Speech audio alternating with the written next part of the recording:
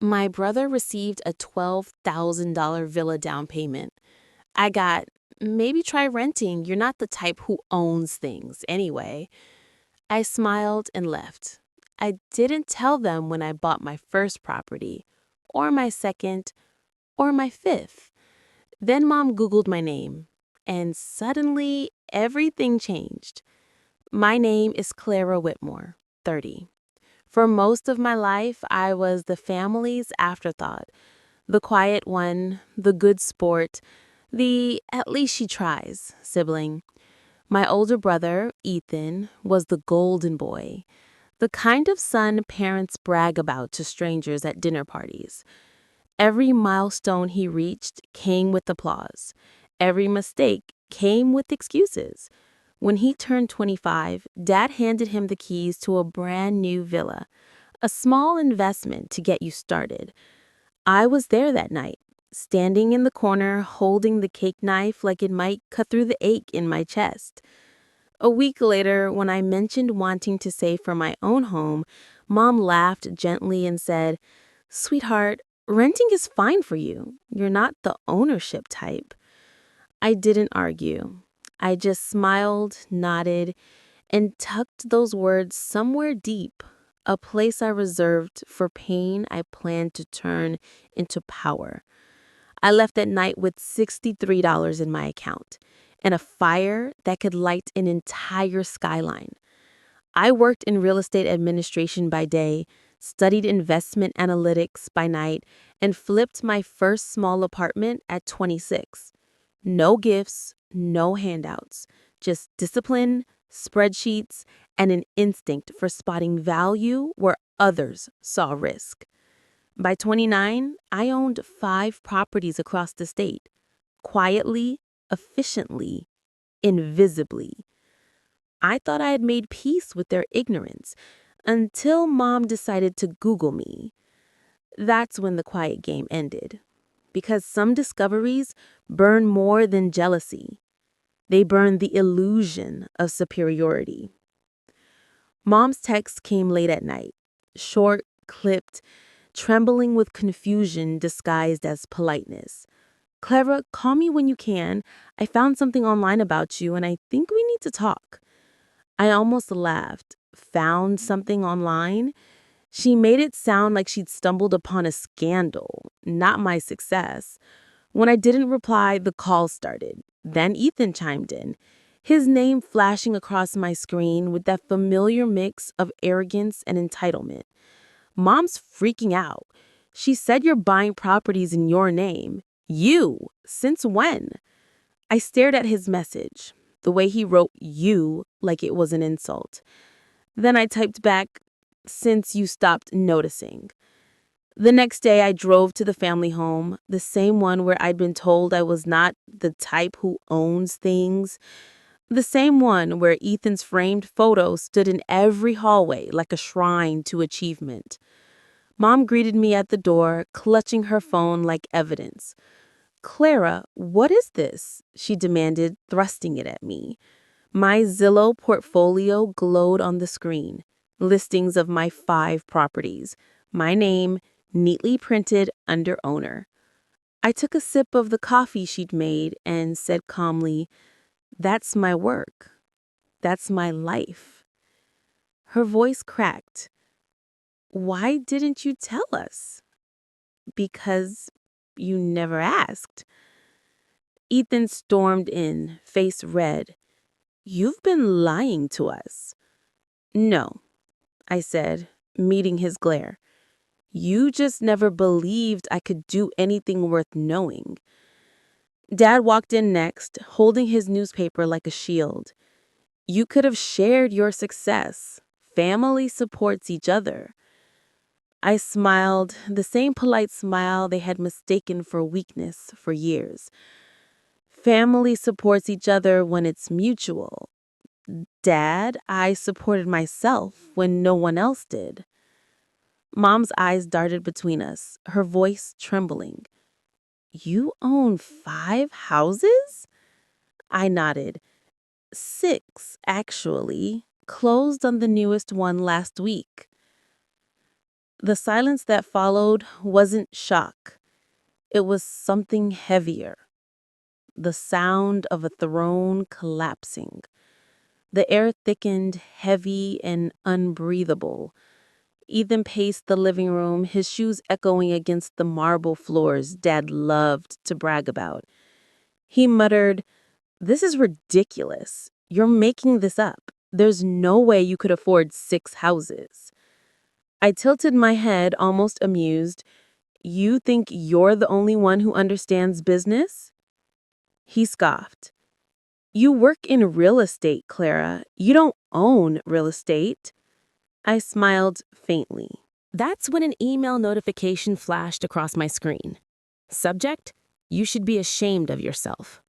It was from Ethan. I clicked it open. "You've always been jealous. You want to humiliate me because you couldn't handle being second best. Mom's crying. Dad's furious. You broke this family for money." I exhaled slowly, not angry, just tired. Then I wrote back one line. "No, Ethan. I broke the illusion that money and love were the same thing in this family." And then I hit block. That night, I got another surprise. A news alert from a local magazine. Rising real estate investor Clara Whitmore expands housing grants for single mothers. The article featured my photo, standing in front of one of my buildings, smiling, proud. I didn't realize until I saw it how public my name had become, and I didn't realize until the next morning how visible that made me. When Mom called again, her voice was shaking, half pride, half panic. "Clara," she whispered, "everyone's talking about you. You're everywhere." I smiled softly. "Guess you were wrong, Mom." She hesitated. "About what?" "About the kind of person who owns things." Mom didn't know what to say after that. For once, she didn't have a comeback. No gentle insult, no patronizing advice, just silence. Then she sighed softly. "Clara, we didn't mean to make you feel less than your brother. We just thought he needed more help." I leaned against the balcony railing, staring out at the city. "You didn't give him help, Mom. You gave him excuses." She went quiet again. I could hear dishes clinking in the background, like she was trying to fill the silence with anything but the truth. Finally, she said, "Your father's upset. He feels like you're showing off." I smiled faintly. "I worked half my life for the right to show up. If that looks like showing off, maybe you were never looking close enough." Her voice trembled. "You've really changed." "No," I said gently. "I finally became who I was supposed to be." After the call ended, I sat down at my desk, opened my email, and read through dozens of messages, applications from women hoping for a chance at the new housing grant. Teachers, nurses, single moms, women who'd been told, "You're not the type," just like me. Each story made me realize something deeper. I hadn't built a real estate empire just to prove a point to my family. I'd built it for people like us, those who'd been underestimated into silence. That evening, my phone buzzed again. This time, it was a message from Dad. "Your mother and I saw the article. We're proud of you, Clara, truly, but I wish you'd told us first." For once, his tone wasn't condescending. It was human. I typed slowly. "I tried telling you for 29 years, Dad. You just weren't listening." Then I turned my phone off.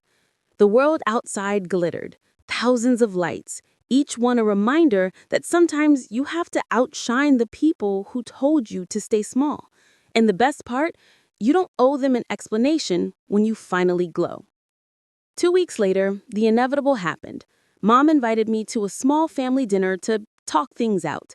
The same house, the same table, the same people who once told me renting was my speed. I almost said no, but then I realized something. This wasn't about revenge anymore. It was about closure. When I arrived, the atmosphere was painfully polite, like everyone was afraid to breathe wrong. Ethan avoided my eyes, stirring his wine with unnecessary focus. Dad sat stiffly, his expression trying to balance pride and discomfort. Mom fussed with the napkins like they were the key to peace. "Clara," she began carefully, "we all made mistakes. let's start fresh. Sure, but let's start honestly. Ethan groaned. Not this again. I turned to him. Don't worry, I'm not here to embarrass you, just to thank you. He blinked. Thank me? Yes, I said, leaning forward. Because if you hadn't taken everything I ever wanted, the support, the chances, the praise, I might have grown up believing comfort was enough. You taught me to earn everything. So, thank you. For once, he had no comeback. Dad cleared his throat. Clara, you've proven yourself. You've made us proud. But you have to understand, parents do their best with what they know. I nodded slowly. And children grow from what they survive. The table went silent. Mom's eyes welled up, but she smiled weakly. Maybe we can still have you home for Christmas. I thought about the word home, how it once meant walls that never echoed my name, how now it meant peace wherever I created it. I smiled gently. Maybe, but I'll bring my own table this time. They all looked confused, but I didn't explain. When I left that night, I didn't feel vindicated. I felt finished.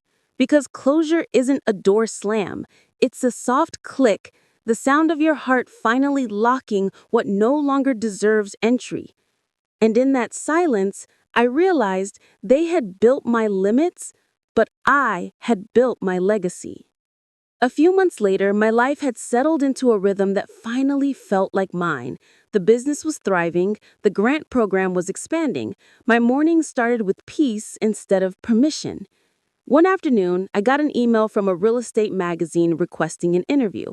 We'd love to feature your journey, from being overlooked to owning a multi-million-dollar portfolio.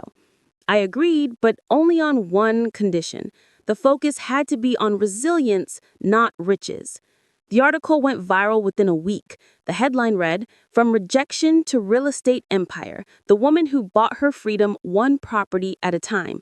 Comments poured in. Thousands of women wrote about being told the same thing. You're not the type. And for the first time, my story wasn't about envy or revenge. It was a mirror for every underdog who'd ever been underestimated. A few days later, Mom called again. Her voice was soft, not brittle with guilt this time, just quiet understanding. I read your interview. I didn't know how much you went through alone. You didn't want to know, I replied gently. She sighed. You're right.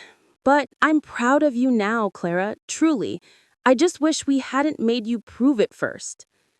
That sentence, imperfect, fragile, real, was the closest thing to an apology I'd ever get. And somehow it was enough. That weekend, I visited them again. No arguments, no comparisons, just conversation. Ethan was there too, quieter, humbler. He handed me a small box. Inside was a keychain, a tiny silver house. He smiled awkwardly. Figured it was about time I congratulated you properly. For the first time in years, I smiled back, not with triumph, but with peace. Thanks, Ethan. As I drove home that night, the city lights stretched across the skyline like a map of every no that turned into a victory.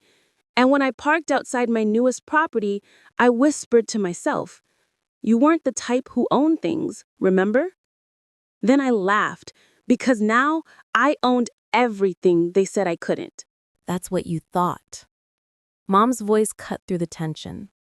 Softer now, half disbelief, half wounded pride. We would have helped you, sweetheart. You didn't have to do this alone. I met her eyes. I did it alone because I had to. You helped Ethan when he failed 3 startups, remember? You even called it building character. When I failed, you called it wasting time. She flinched, as if I'd struck her. That's not fair. Neither was growing up invisible, I said quietly. Dad folded his paper with precision. You're being dramatic. We raised you both the same. The laugh that slipped out of me wasn't pretty. It was sharp, honest, uncontainable. No, Dad, you raised Ethan to be a king, and me to be his witness. Ethan's face reddened. You're jealous. Jealous? I repeated slowly. No, Ethan, I'm exhausted. I just got tired of waiting for permission to be proud of myself. He stepped closer, jaw tight. You think this money makes you better than us? I met his stare, unblinking. No, but it definitely made me free from you. Mom's hand trembled as she set down her cup. You've changed. I had to. The version you raised wouldn't have survived out there. Dad's silence said everything. Not regret, not love, but the cold calculation of a man realizing the hierarchy he built was cracking. And for the first time, I didn't feel small in that room. I felt like the earthquake that made them finally look up. That night, I stayed at their house longer than I meant to, mostly out of curiosity, watching how quickly admiration could curdle into resentment. Mom tried to play mediator, her voice sugary but brittle. You have to understand, Clara, this is a shock for all of us. We're proud, really, but you could have told us before making such big decisions. Would it have changed anything?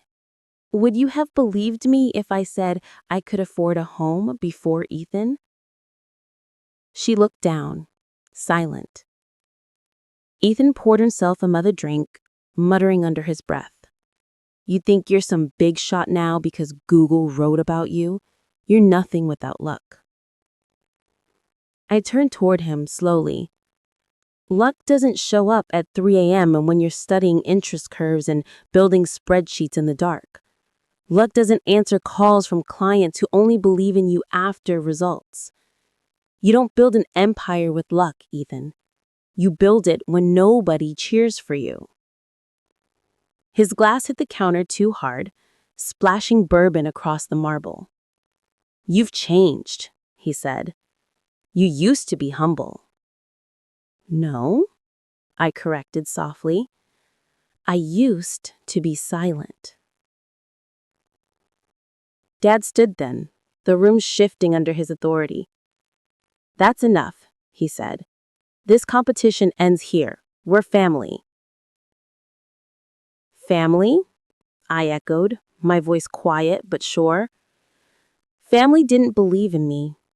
Family didn't show up when I needed help. You only noticed me when I became useful. His jaw tightened, but he didn't deny it. That was the moment I knew I'd finally said the thing no one else had dared to say. I grabbed my coat, my keys, and my calm. I didn't come here to fight, I said. I came here to prove that the girl you dismissed learned to stand taller than your expectations. Mom whispered after me, Clara, please don't leave like this. I paused at the door and turned back. Don't worry, Mom. I'm not leaving with anger. I'm leaving with proof. Outside, the night air was cold, but it tasted like justice. And somewhere behind me, I could hear the sound of denial finally cracking. By the next morning, my phone was a battlefield.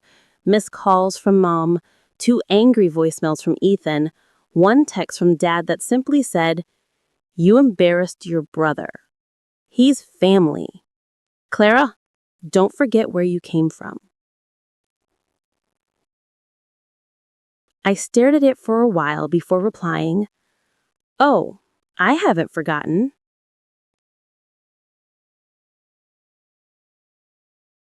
I just stopped living there.